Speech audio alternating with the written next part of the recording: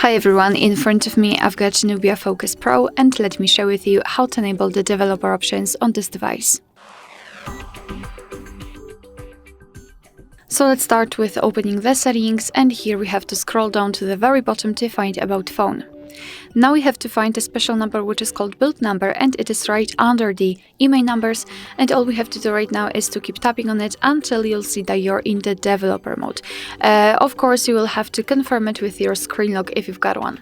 Now we can go back to the general settings and enter system and update, and as you can see at the very bottom of the list we've got the option we're looking for, so developer options. Let's enter.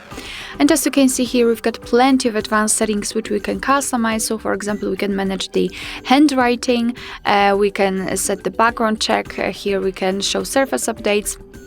And above it we've got the options which are connected with the networking, because we've got the options connected with the USB, Bluetooth, Wi-Fi, etc.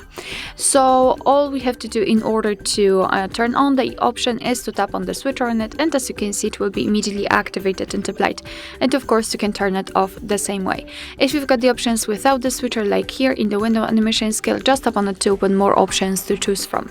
If you're done with customization of developer options, you can always turn them off just by using this switcher which is pinned to the top of the screen. Just tap on it and your device will ask for a restart option, for restart operation actually, because it needs it to turn off the developer options completely. I don't want to do it. However, if you want to turn off the developer options, just tap on the restart option and they will disappear from the system and update settings. But of course, no worries, you can customize them again.